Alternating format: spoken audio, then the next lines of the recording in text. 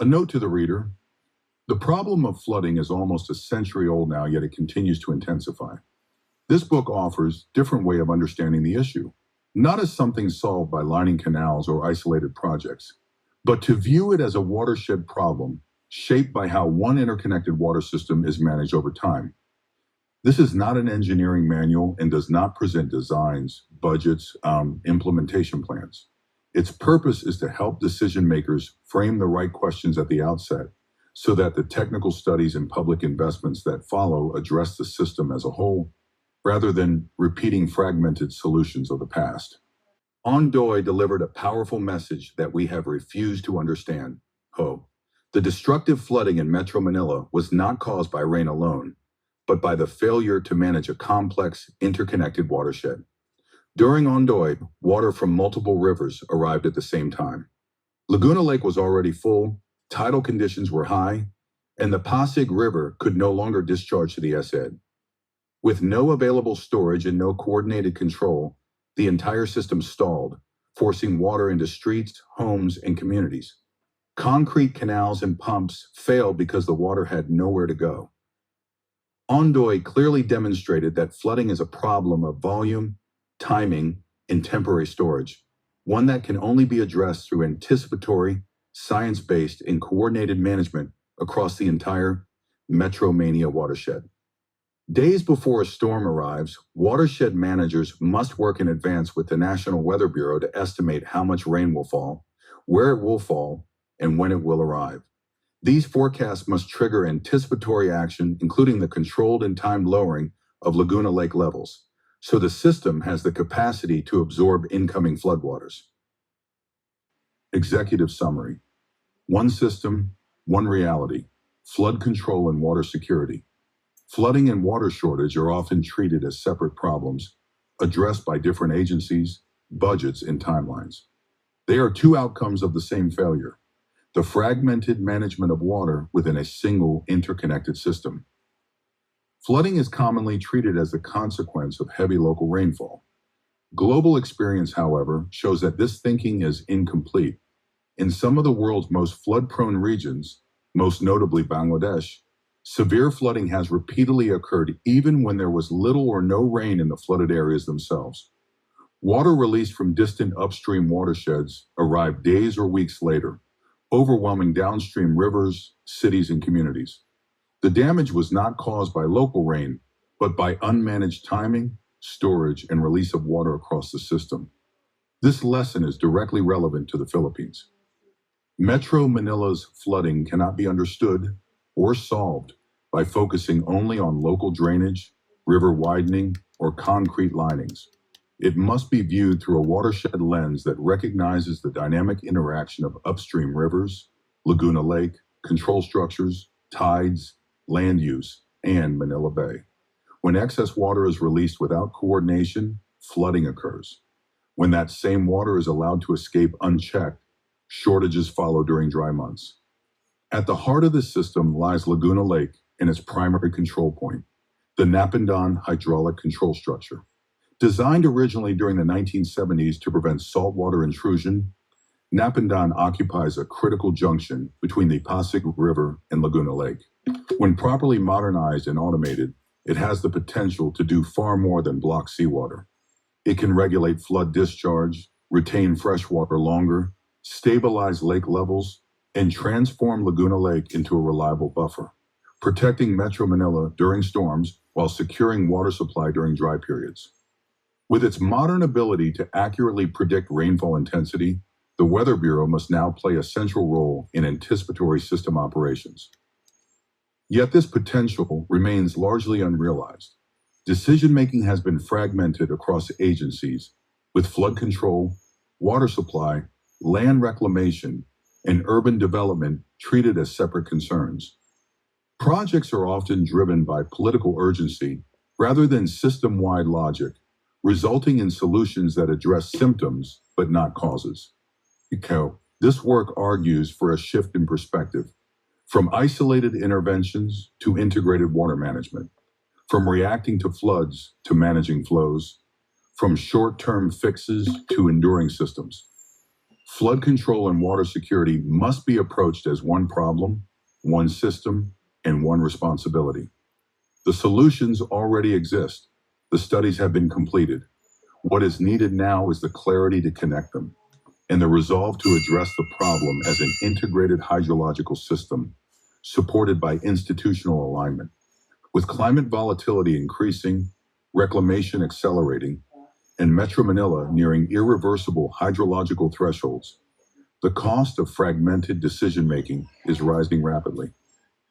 Finally, it is worth remembering that the lawmakers who created the Laguna Lake Development Authority, LLDA, during the 1960s were already thinking ahead.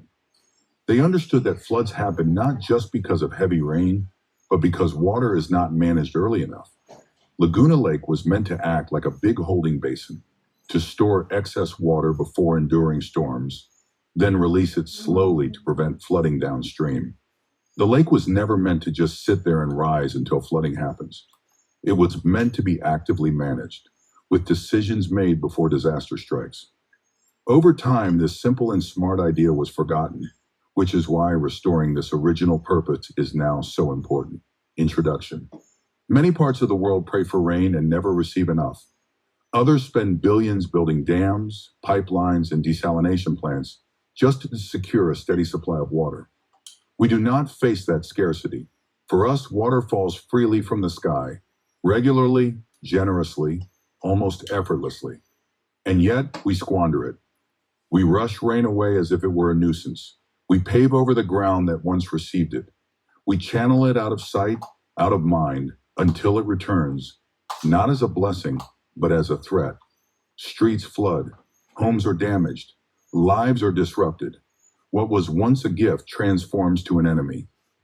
This reveals something deeper than an engineering failure. It reveals a failure of perspective. Rain is not the problem. Our relationship with it is. We treat it as something to fight, control, and expel, rather than something to receive, manage, and respect. When a blessing is rejected, it does not disappear. It turns against us.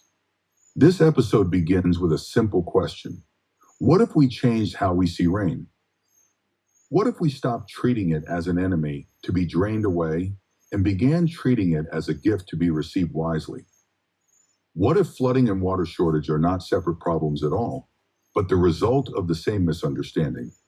Perhaps the solution does not begin with bigger projects or higher walls, but with a change in how we see one of God's most generous gifts. Book's preface. This book is not a proposal for implementation. It does not present budgets, timelines, or engineering drawings. It is not written to compete with formal feasibility studies or government programs. What it offers instead is a way of seeing. The ideas in these pages are shaped by training, long experience, and close familiarity with the terrain, most notably Manila Bay, Pampanga River, Pasig River, Laguna Lake, which I crossed, studied, and lived with for nearly 5 years, hundreds of times over. That repeated exposure did more than provide data. It shaped understanding. Patterns emerge, connections become visible. You begin to see how water behaves across seasons, how systems interact, and how single decisions ripple outward. My intention is not to prescribe a technical solution, but to show how to approach the problem itself. Flooding and water shortage are often treated as separate crises. They are not. They arise from the same source, water handled poorly. We rush it away when it falls, then struggle to recover it when we need it. What this reveals is not a lack of rain, but a failure of perspective. Water is both a threat and a necessity. It can destroy homes or sustain life. It can overwhelm cities or quietly secure our future. The difference lies in how we think. This work argues for a holistic, multifunctional approach, one that resists single-purpose solutions and studies problems as interconnected systems. Water must be treated not only as a flooding risk to be controlled, but as a vital resource to be respected, conserved, and shared. We are endowed with this gift generously, yet time and again we squander it. Recent plans for new dams, such as Kaliwa Dam and Upper Wawa Dam, show growing concern for water supply. However, they do not yet reflect a fully integrated watershed-based approach to flood management. If these reflections succeed, they will not prescribe a final answer. They will invite a better question. What changes when we stop treating water as an enemy and begin treating it as a grace? For readers who wish to go deeper, a final chapter offers a helicopter view of the problem, presenting the technical, engineering, and hydrological dimensions of flooding from a watershed perspective. This chapter is optional, but for those willing to engage it, it reveals how the unseen system beneath our cities shapes both our floods and our future. Episode 1: The question we keep asking and the one we ignore. Every rainy season, we ask the same question: how do we stop flooding? Then summer comes and we ask another: why is there not enough water? We treat flooding and water shortage as two separate problems. They are not. They come from the same water, handled badly.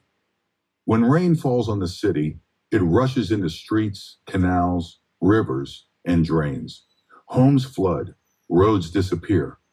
Our instinct is immediate and familiar. Push the water out as fast as possible. Drain it, release it, get rid of it. For a moment, the floods recede. The crisis appears solved. But the same water, once gone, is lost. It cannot recharge lakes. It cannot support supply during dry months. It cannot ease pressure on water utilities. Months later, when taps run dry and reservoirs drop, we complain again, this time about shortage. We did not lack rain. We lack control. For decades, flood control has been treated as a disposal problem. The dominant question has always been, how fast can we remove the water? In a country that experiences both floods and droughts, this is the wrong question. The better question is more uncomfortable. And far more important, which water should we release and which should we keep? Not all water is excess. Some water is future supply. Real flood control cannot rely on speed alone. It must slow water down, decide where it goes, and store what will be needed later. When flood control ignores storage, it solves only half the problem. When it includes storage, it becomes water security. This failure of system thinking is most visible in how we treat the Laguna Lake. It is the largest freshwater lake in the country, yet it is often managed as a passive body of water rather than a strategic national asset. During heavy rains, fresh water escapes through the Pasig River with limited control. Months later, saltwater intrusion threatens the very supply that was just wasted. This is not a failure of nature. It is a failure of system design. Flooding and water shortage are not opposing challenges. They are two sides of the same reality. If flood control does not help secure water, it is incomplete. If water supply planning ignores flood behavior, it is fragile.